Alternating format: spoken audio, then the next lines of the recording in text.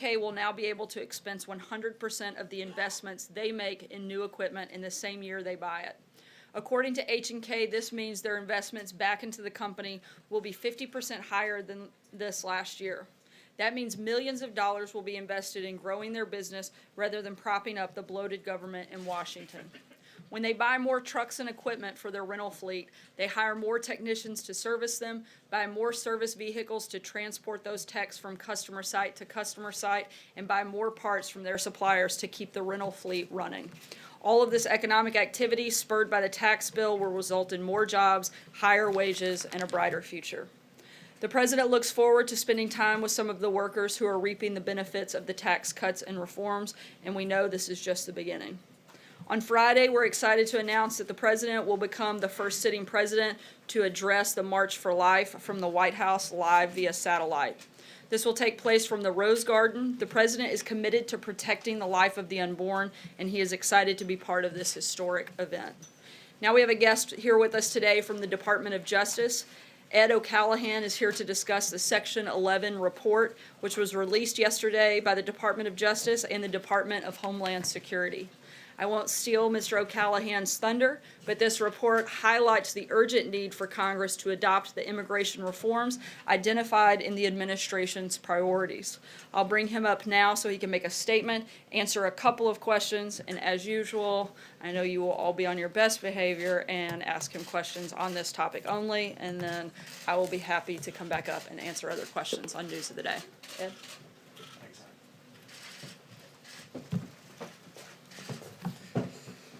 Good afternoon.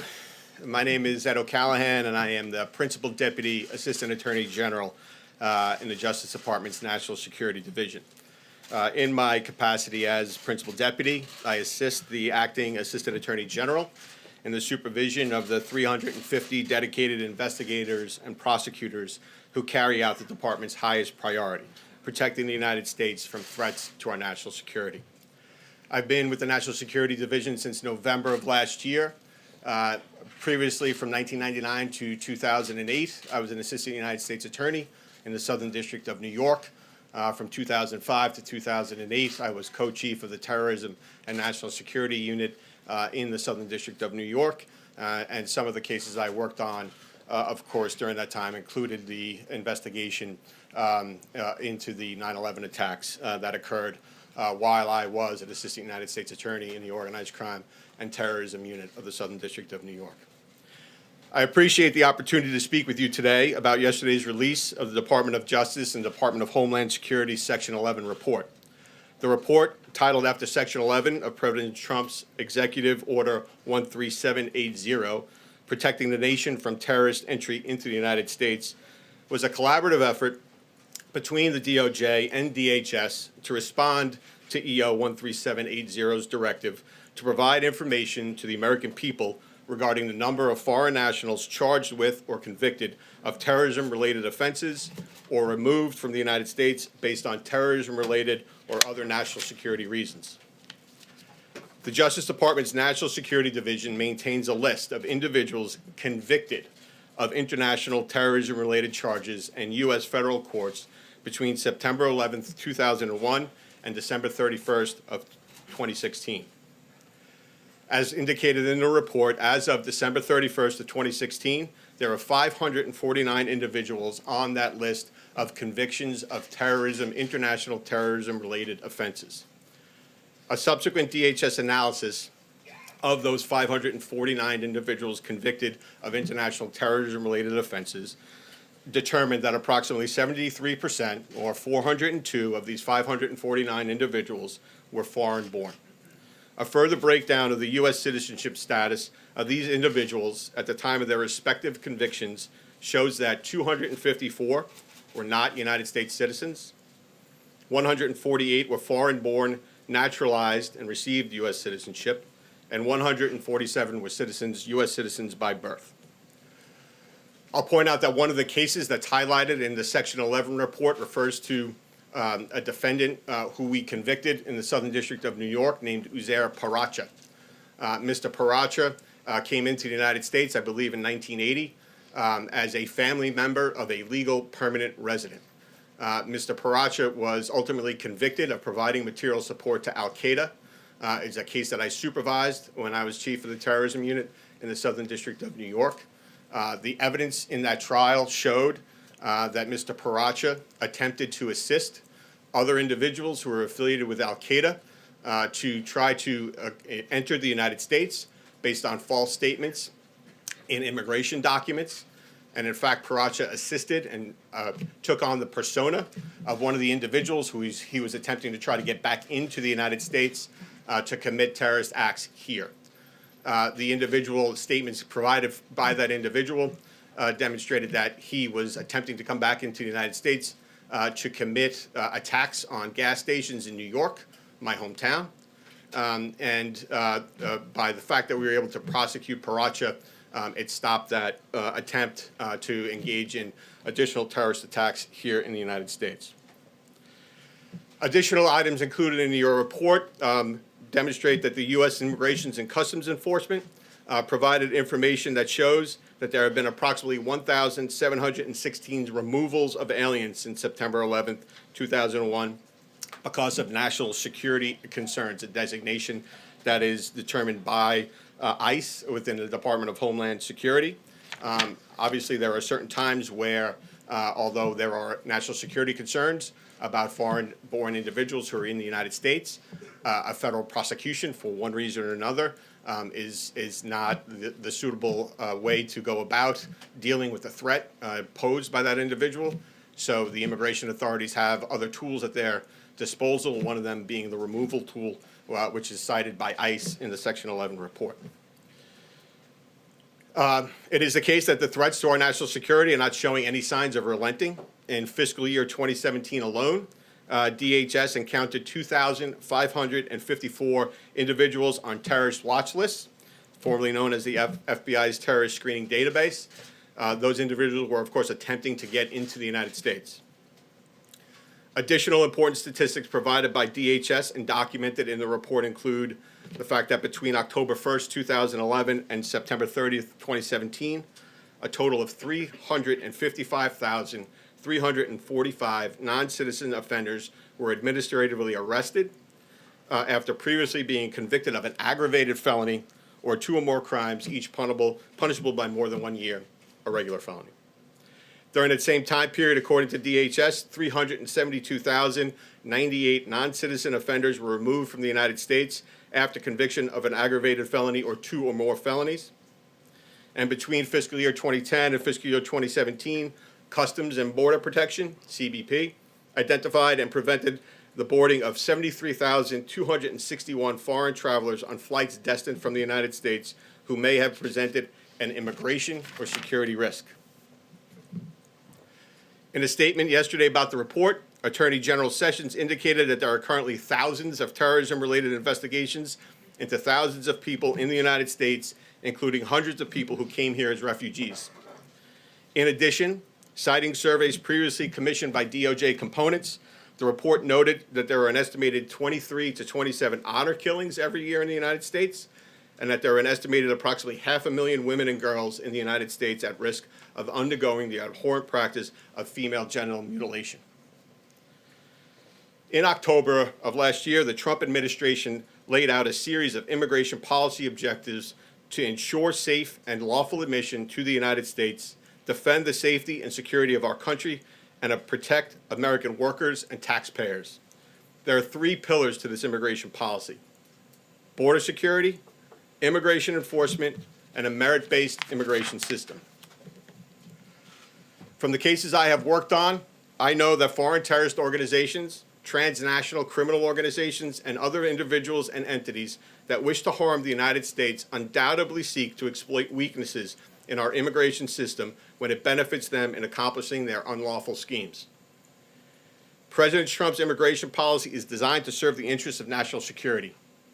Enhanced vetting and screening and continuing screening promote the discovery of information that would help immigration and law enforcement authorities identify foreigners who may pose national security threats to the American people. Rather than basing admission decisions on programs that lack accountability, like diversity visa lotteries and extended family chain migration, Adopting a merit-based system rewards skills and qualities that include, but are not limited to, education, English language proficiency or fluency, and/or job skills. As a prosecutor tasked with protecting our nation's security, I know some of our cases have involved exploitation of vulnerabilities in our current immigration system. The Attorney General is committed to restoring law and order in our immigration system so that we can address and work to eliminate the vulnerabilities that can be exploited by those seeking to undermine our public safety. Those are my brief remarks. I'm happy to take some questions. Sir, in the middle. Thank you. Do you find it alarming that more than 25% of people convicted of international terrorism-related charges were natural-born U.S. citizens, and what is the administration doing to address that issue? So the Department of Justice's enforcement of the international terrorism laws are focused on the conduct that is found to be committed by individuals, no matter where they're born. The statistics that you have for the first time compiled in this way in response to the executive order and directives therein demonstrate that the international terrorism offenses that we have prosecuted in the National Security Division and achieved convictions on, that there's 73% of foreign-born. We're going to prosecute anyone that we can make cases against that are posing threats to the national security of the United States. The statistics that are brought before you in the Section 11 report respond directly to the directive in the executive order about international terrorism offenses, and now those are the statistics that my division, the National Security Division, keep. Mr. Collins. Sir, in the middle. Thank you. Thank you, sir. Thank Yeah, you. my question is. Okay. Yeah, thank you. You're next. Yeah.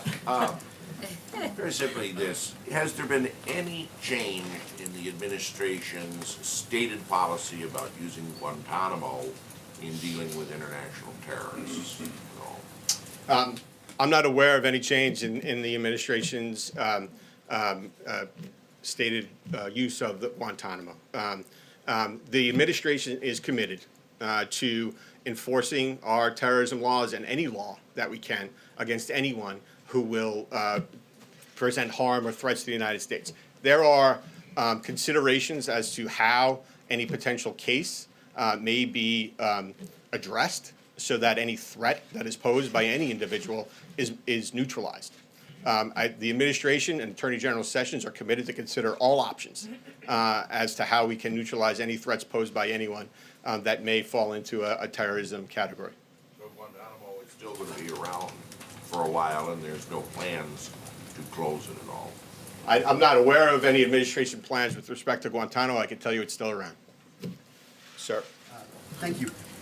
I'm hoping you can explain some of your logic here a little further, because you talked about the immigration system and reforming the immigration system to protect Americans in the United States. But a lot of the crimes that you're using as examples to justify changing the immigration system are crimes that were attempted crimes or would have taken place outside the United States, people wanting to travel outside the United States to fight, providing support to fighters outside the United States. And I understand there's a nexus there with U.S. forces in those regions, but if the point is to reform the immigration system to protect Americans, can you provide more information, more statistics that show doing so would have prevented people from coming in who committed more crimes inside the United States? Do you have maybe better examples that fit what you're trying to say? So a few points to that. One is this is the first iteration of this report in response to the executive order's directives, and we, in working together with DHS, certainly expect to have more statistics and address some of the issues we weren't able to address in this initial report in future iterations of this report. In terms of the cases that are reported, I mean, if you do look at the cases, some of which are included in the Section 11 report, there are certainly cases that relate to conduct that has been committed in the United States, conduct that is in support of, for instance, Al-Qaeda or ISIS. So there are plenty of examples of conduct that was actually committed in the United States, which would, in the way that we define it, qualify as an international terrorism investigation because it relates to a foreign terrorist organization or terrorism conduct. So thirdly, I would say, of course, we're trying to prevent through any way we can, and the administration, of course, supports us. We're trying to prevent terrorist attacks. And so the most successful prosecution that I've ever been involved with are ones where we actually are able to stop it at a conspiratorial stage, so that there are individuals who clearly through their conduct and their activity and what they're saying are agreeing to commit a terrorist act in furtherance of the goals of a foreign terrorist organization. But we, in conjunction with our law enforcement partners, are able to prevent it, convict them, and then they'll be included in our international terrorism offenses. Sir, I'm just trying to figure out, and maybe I'm not understanding this, how preventing people from coming in who were conspiring, for instance, to go fight in Syria would have protected people in the United States. These are international terrorism crimes, and they weren't all planning attacks in the United States. They were planning things overseas. And you want to reform the immigration system, and it seems like the focus there should be on things that people did in the United States to people in the United States. So the administration immigration or reforms focus on getting more information, enhanced screening, enhanced vetting, more information, more agents, more officers asking more questions, more prosecutors prosecuting more cases. All of that, in conjunction with all the other national security efforts by the administration, will lead to a safer United States. I firmly believe that. I know that the fact that there are individuals here in the United States that are willing to, in support of ISIS-related philosophies, engage in and talk about engaging in committing acts here in the United States that we're able to prevent, I think that makes the American people safer, and I know the Trump administration does. Given that the discussion today is focused on national security, which is your area, I'd like to ask about national security as it relates to the arrest recently of that ex-CIA agent, Mr. Lee. Can you talk about the significance of that arrest and why action was not taken against him sooner? So I will say that is a very important arrest, as demonstrated in the complaint that was unsealed related to that case. That former CIA officer retained classified information. As that case proceeds through the courts, I would expect that more information about the conduct that underlies those charges in the complaint will come out. But as of now, I'm just that case was investigated before I came to the National Security Division.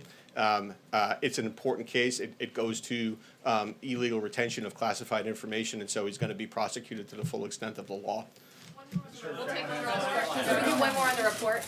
One Sure. last point. Yesterday, when the report was released, the White House put out a fact sheet that said it found that approximately 3 out of 4 individuals convicted of international terrorism-related charges in the time period studied are foreign-born individuals who entered the United States through our immigration system. My understanding was that those numbers that you cited to us included people who had been extradited here to face trial, which is to say they didn't enter through our immigration system. So my question is that correct? And if so, how many of the 3/4 were actually immigrants? So the data that is included focuses on foreign-born individuals who were, it's all the international terrorism offenses. And just so you're clear, the international terrorism offenses is something that is categorized by the National Security Division based on specific provisions of the United States Attorney's Manual. I won't get into too many details, but there are 2 categories of offenses. Category 1 offenses that list sections of the Federal Criminal Code that are in and of themselves labeled international terrorism offenses. Then there are Category 2 offenses that do not qualify as Category 1 offenses, but those offenses are committed and individuals are convicted of those offenses like false statements or obstruction of justice that are committed in the course of an international terrorism investigation. And so those are the ones that are reported in the 549, some of which include foreign-born, some of which include foreign-born but naturalized U.S. citizens, and some that include U.S. citizens. There is, undoubtedly, because I've been involved in a lot of the cases, certain number of those foreign-born individuals who have been brought into the United States by extradition or otherwise to face charges. But the underlying important fact about those cases is that we were able to prove that those individuals committed terrorism offenses against the United States and are now serving either life sentences or very long sentences that will neutralize their threat to the United States going forward, because we were able to convict them under an international terrorism statute here in the United States. They're not all immigrants. Thanks so much. Thank you all. Thank you, Mr. O'Callahan. We'll save time and we'll jump straight into questions today. Sagar, go ahead. Great. Sarah, there have been some suggestions in the media today that the president does in fact suffer from heart disease, that his weight is larger than was indicated yesterday. Does the White House stand by Dr. Jackson's report? Absolutely. Dr. Jackson has been a White House physician for the last 12 years, trusted by Presidents Bush, President Obama, and now President Trump. He is the only doctor that has weighed in on this matter, that has actually examined the president. And so I think a doctor that has spent the amount of time with the president, as Dr. Jackson has, is not only the most qualified, but the only credible source when it comes to diagnosing any health concerns. And we support what he said yesterday 100%, that the president is in excellent health. And I think he exhausted just about every question that you guys have and showed probably that he's in pretty good health too, to stand up here for an hour and take questions. John? Not too long ago, Senator Jeff Flake of Arizona took the Senate floor to again denounce the president, this time likening him to Stalin in his approach toward the media, saying that he's inspired dictators the world over. This is of a pair with a statement from Senator John McCain, saying that the president should stop attacking the press. At some point today, you're supposed to give out fake news awards. What do you think of what Senators Flake and McCain have said, and what's up with the awards?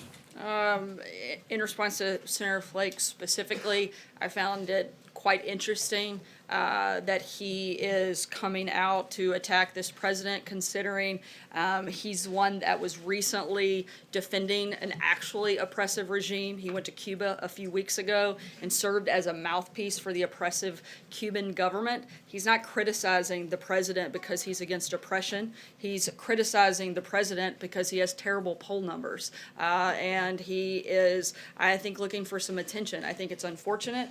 And certainly, I think our position here at the White House is that we welcome access to the media every day. I'm standing right here taking questions. The president does so regularly, and to act as if we're anything but open to that back and forth exchange is utterly ridiculous. What about Margaret? following on what Senator McCain said and then the awards today?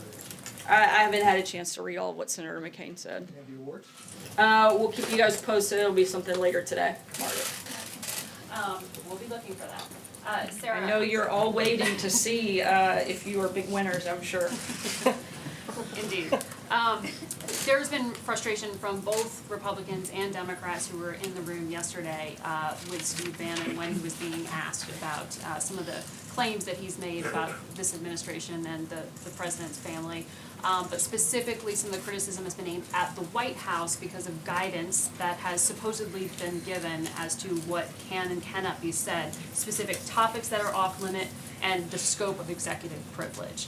Without getting into the details of that, can you at least define for us what the White House is telling attorneys falls into the scope of executive privilege here? Yeah, I can tell you that this White House is following the same practice that many White Houses before us have, that have gone back decades, that there is a process that you go through. Anytime you have congressional inquiries touching upon White House, the Congress should consult with the White House prior to obtaining confidential material. This is part of a judicial recognized process. We want to follow through that. We've been fully cooperative with the ongoing investigations, and we're going to continue to do so. And we encourage the committees to work with us to find the appropriate accommodation in order to ensure Congress obtains all the information that they're looking for. But there's a process this works through, and it's not just isolated to this instance. Executive privilege is something that goes back decades because it's something that needs to be protected, whether it's during this administration or 20 years from now. We want to make sure we follow the process and the precedent, and that's all that's taking place here. But the allegations that the scope of that executive privilege, not just the time in the administration, but time after and time during the transition, is broader than it has been in past administrations. I can't Is that speak to the accurate? details of that. I can simply talk about the process and that we're following the same process and past practice of previous And administrations. are there off-limit categories that the White House has Again, I can't get instructed? into the details. I can only discuss the process. Ashley? Thank you. Following on that question, there's a news report out today that Steve Bannon's attorney was relaying the questions he was asked by the Senate Intel Committee in real time to the White House. And so my questions are, who was he relaying the questions to? Is that something the White House specifically asked his attorney to do? And if so, why did the White House think that was a necessary step in handling Bannon's testimony? That's the same process that is typically followed. Sometimes they actually have a White House attorney present in the room. This time it was something that was relayed via phone, and again, was following standard procedure for an instance like this, and something that will likely happen again on any other number of occasions, not just within this administration, but future administrations. Jordan? Thanks, Sarah. The House Republican leadership is proposing a funding bill that would provide the government funding through February 16th and reauthorize CHIP for 6 years. Is that a proposal that the White House supports? We do support the short-term CR. However, that's not our first choice. We'd still like to see a clean funding bill, a 2-year budget deal, but we do support the short-term CR, but we're going to continue moving forward in that process. Ken? Sarah, does the president think it's acceptable for Republicans or Democrats to allow a government shutdown at the end of the week? And you obviously different options here, but does he think it's acceptable for a shutdown to occur? The president certainly doesn't want to shut down, and if one happens, I think you only have one place to look, and that's to the Democrats, who are holding our military and our national security hostage by trying to push through other policies that have nothing to do with the budget.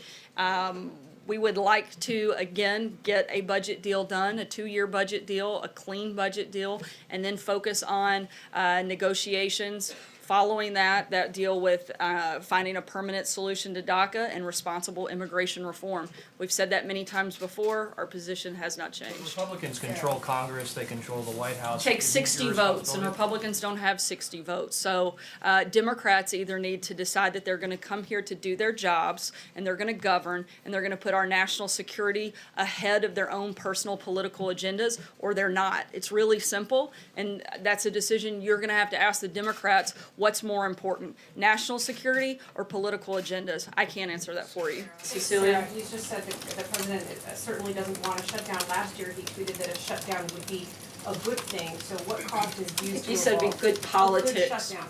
Yeah. That's what he said. Look, it's never been a preference of this administration. It wasn't then, it isn't now. And again, if that does happen, the blame, the fault will all lie at one place because we would like to see a budget deal happen. John? Sarah? Yeah, thank you, Sarah. In an interview last Friday with Newsmax Television, the ambassador of Pakistan, Ambassador Chowdhury, commented on the president's decision to roll back most of the aid for security assistance to the Islamabad government. And he said Pakistan does not want aid, but more importantly, and I quote, Pakistan wants respect. And Pakistan wants recognition of our work and our contribution and our sacrifices. Regarding the president's comment that Pakistan has responded to the aid with, quote, lies and deceit, he simply said, we won't dwell on that part because it's not beneficial to either party. Your response to Ambassador Chowdhury? Look, our position is firm that we believe that withdrawing that aid is important. And I would refer you to the State Department on anything beyond that. Stand by the lies and deceit comment that the president made. Yes. Thanks, sir. Two questions. First, I'm going to follow up on a couple of my colleagues' questions here on negotiations, but on the first point about Steve Bannon. Understood your points about process and how this all works. But sort of broadly, is the White House afraid of what Steve Bannon might say in these interviews? Not that I'm aware of. I think we've been pretty clear what our position is in regards to this entire process, that there was absolutely no collusion. But in terms of, what he might say, I can't answer that. I can't speculate on that. I can simply tell you that we're following the procedure, whether it was in this committee or any other committee down the road. This is a process that's important to protect, and that's what we're doing. And on negotiations, the president has talked about wanting to find a bipartisan solution. You said you want Democrats to come to the table. If there is a government shutdown in, 3 days from now, does the buck stop with President Trump? I'm not sure how it would. The president's laid out what he wants. He wants a budget deal. He wants to have Republicans and Democrats agree on a budget, and we're happy to talk about other things. But the budget should not be tied to a political agenda that the Democrats are driving. Those are two very separate things. Mike? There's some legal experts are suggesting that the subpoena for Bannon shows this investigation is becoming more aggressive instead of winding down. So a couple questions. Is the president prepared for this investigation to last into the months to come? And following up on Hallie, would you encourage Bannon to tell all, like his camp is saying he will, to Mueller? Look, as we've said, regardless of who it is, we're going to be fully cooperative with the special counsel and encourage everybody involved in the process to be fully cooperative. The first part of your question is, are we prepared? I think we've been dealing with this hoax for the better part of a year. If we have to endure the ridiculous's for another month, we can certainly handle it. Do the American people deserve that? No, I don't think they do. Steven? In the interest of clarity, you've spoken of how the White House counsel's office has been involved in this process on the Hill. Has the White House, to this point, actually asserted executive privilege, or are you talking about the potential? I'm talking about the process. I can't go any further than that. Quick question on the CR. You speak of how the president would like to see a short-term CR passed. Is he going to lean on the fellow Republicans who are in the House Freedom Caucus to see to it that they vote for it? Like I just said, we support the short-term CR. Our preference is the longer 2-year budget deal, but we support the short-term. So the answer would be yes, that he will encourage the House Freedom Caucus to vote for it? Yes, like I said, we support the short-term and think it is certainly better than not having that and having a government shutdown as the alternative. But again, our preference would be a longer-term deal. Blake? Sarah, when you look at the calendar then, January 17th, the budget deal potentially that goes to February 16th, the DACA expiration is up March 5th. Does the president want to see a DACA deal get struck before the next CR would end, or is he willing to potentially take this up to the deadline in early March? Look, I think what we'd like to see happen is let's make a budget deal by Friday, and then let's come back to work aggressively on Monday and make a deal on DACA and responsible immigration reform. We'd like to do all of those things, and we'd be happy to do them quickly if Democrats are willing to work with us and get on board. You also are rolling out an infrastructure plan this month, so if the CR gets passed this week, is priority number one next week DACA or trying to get support together for infrastructure? Look, we very much want to get a deal done on DACA. That's a big priority for us right now, but we can certainly manage more than one thing at a time, as we're used to doing around here. And if infrastructure gets rolled out by the end of the month or the first part of next month, we'll certainly be working on that as well. Kristen. Sarah, thank you. This weekend, President Trump planning to go to Florida and apparently some celebrations for the 1-year anniversary of his inauguration. Is that appropriate if there is in fact a government shutdown, or would he consider changing his plans? Again, we hope that Republicans and Democrats will come together and that we'll have a budget deal. We still are focused on that being our top priority. If that doesn't happen and there's a schedule change, we'll certainly let you guys know. How does he see his role, Sarah, in getting the ball over the finish line? I know you're pointing the finger at Democrats, but bottom line, he's the president. So how does he plan to make sure this government stays open? Look, we're doing everything we can to encourage members from both sides to make sure that we get a deal. The president has made very clear that his number one priority is our national security and fully funding our military, and that would be obviously something of utmost importance. And I would think that Democrats should share that same passion and priority as the president, and hopefully we don't have to, go through this process come Friday. I'll take one last question. Lou, go ahead. Thank you, Sarah. North Korea and South Korea have agreed to march together during the Winter Olympics in the opening ceremony under a unified Korea flag. Does the President, does the White House support both North Korea and South Korea marching together and coming more closely together during the Olympics? Look, we see this as an opportunity for the regime to see the value of ending its international isolation by denuclearization. We still are very much focused and hope that that happens. This isn't the first time that the two countries have marched together, and we hope that this experience gives North Korea and its athletes a small taste of freedom, and that rubs off and is something that spreads and impacts in these negotiations and in these conversations. Thanks, guys.